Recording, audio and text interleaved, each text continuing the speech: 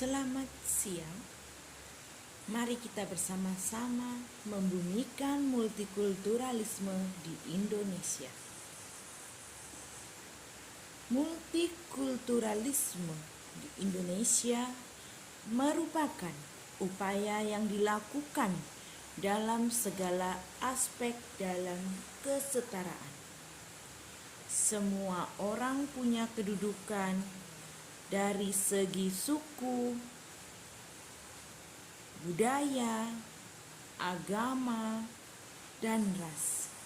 Lantas, bagaimana kita memandang perbedaan itu sebagai pemecah konflik?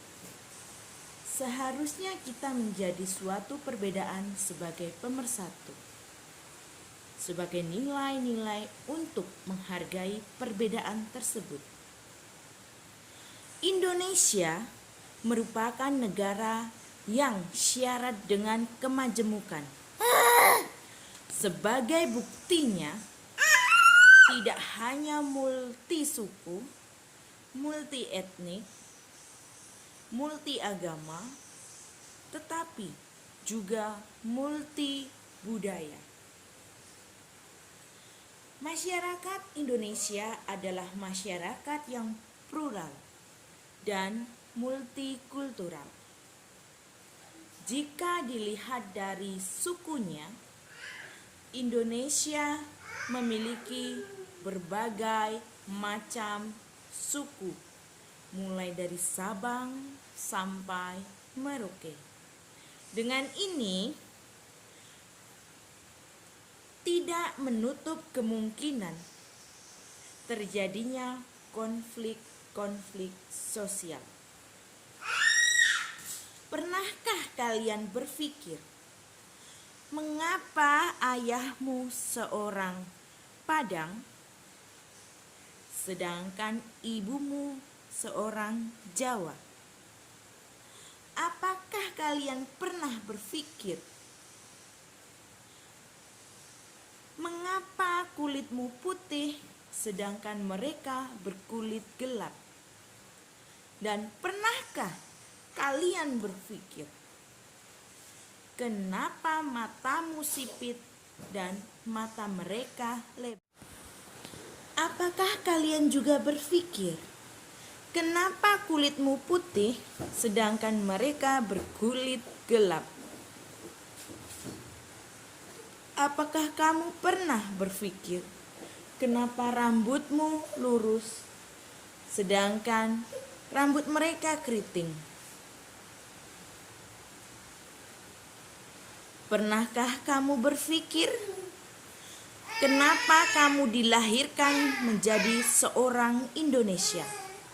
Dan pernahkah kamu berpikir, mengapa kamu menjadi seorang kamu? Ya, itu semua bukan hal yang bisa kita minta, bukan hal yang bisa kita ubah. Pada hakikatnya, semua ras sama dan setara. Pada hakikatnya, semua memiliki hak yang sama untuk hidup, dan pada hakikatnya semua memiliki hak yang sama untuk hidup dan menghidupi. Lantas, apa yang membuat kebencian itu muncul? Senyatanya, kebencian itu muncul atau timbul itu dari mana? Kita terlahir tanpa ada goresan hitam di diri kita. Lantas, apa yang membuat kebencian itu timbul atau muncul? Bangsa Indonesia yang tidak jarang dan sering sekali terjadi tragedi-tragedi yang memanfaatkan celah dari banyaknya perbedaan sebagai akar pecahnya bangsa ini. Ya, sebut saja yang kita ketahui, tragedi Ambon yang terjadi pada tahun 1999 yang mengatasnamakan agama dalam satu golongan. Apa yang kita dapat dari semua itu? Apakah korban atau pembakaran rumah ibadah? Apa yang kita dapat dari itu semua? Mari kita putar balik waktu ke tahun 1999, di mana sebuah etnis menjadi korban atas pelampiasan yang mengatasnamakan perubahan. Itukah yang disebut perubahan?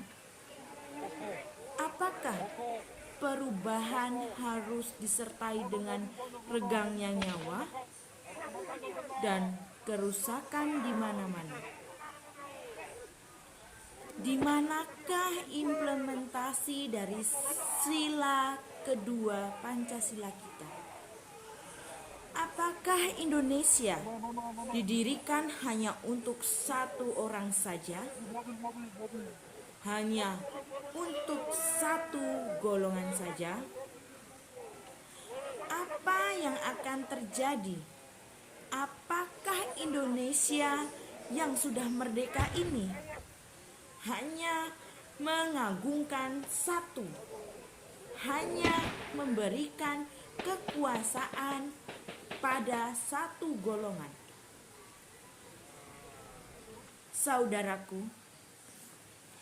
Indonesia ada dan berjalan atas dasar semua untuk semua, bukan untuk satu orang, bukan untuk satu golongan, bukan untuk mayoritas beragama apa, tetapi untuk semua, semua untuk semua.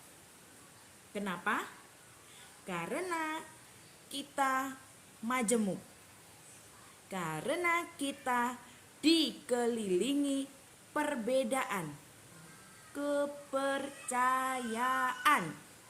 Lantas sudah saatnya kita pertahankan indahnya keberagaman dalam kemajemukan antara mayoritas dan minoritas.